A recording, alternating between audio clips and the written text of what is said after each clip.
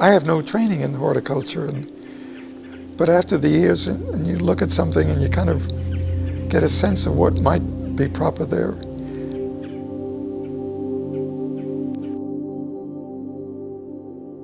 We just try to work with the land.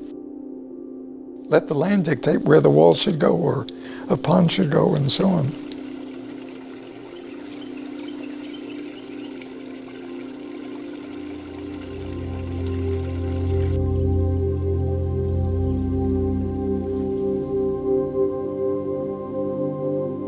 It was really fun. Well, it's like putting a big puzzle together.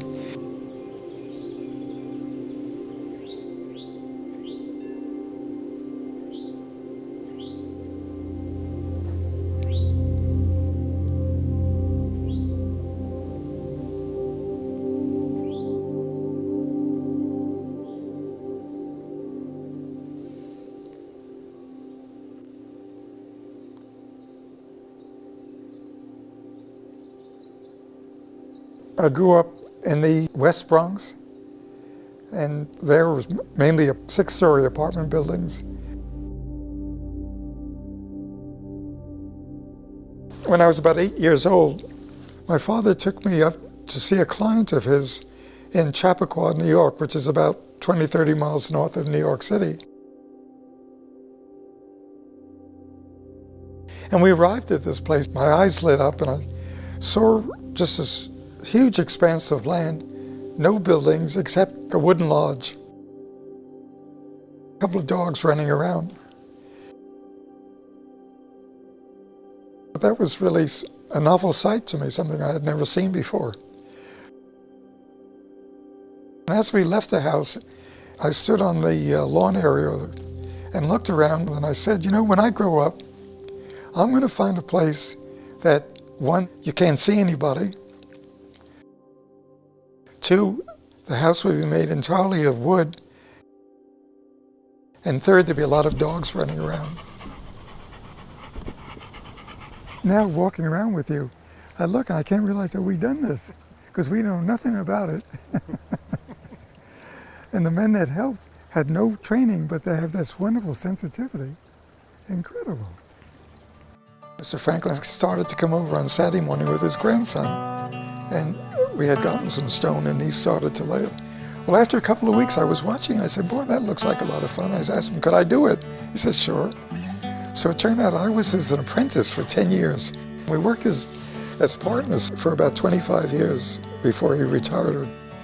Over the years, we've gone out and collected over 800 tons of stone ourselves. And people ask me my profession, I said I'm a stonemason, but my hobby is medicine. We developed this very close relationship, and the patients, they know their ultimate fate, but they seem to be so appreciative that somebody cares for them and concerned. And of course, here in the gardens, you see life coming back again. That's all part of living, is birth, growth, eventually death, and then recycling, coming back again.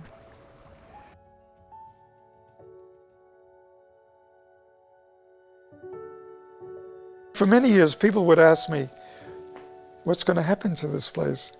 And I had no particular thought. Well, you know, pass, I would sell it, somebody would buy it. But if you had no personal investment in it and bought the house and so on, the chances are that you probably would just let a lot of it just go back to nature. Obviously, there's been a lot of effort expended here, a lot of money, but more the effort. And it would be a shame to have it disappear, so to speak. GATOP, God's answer to our prayer, was the name given to the premises by the people I bought it from. So I thought that was a good name.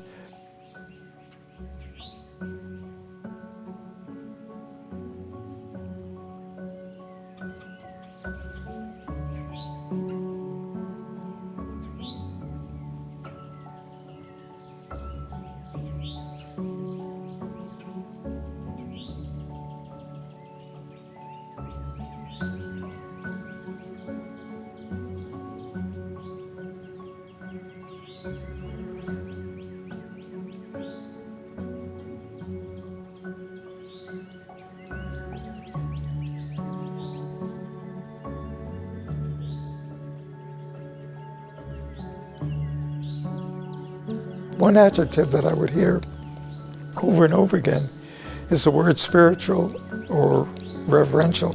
Almost everyone says that.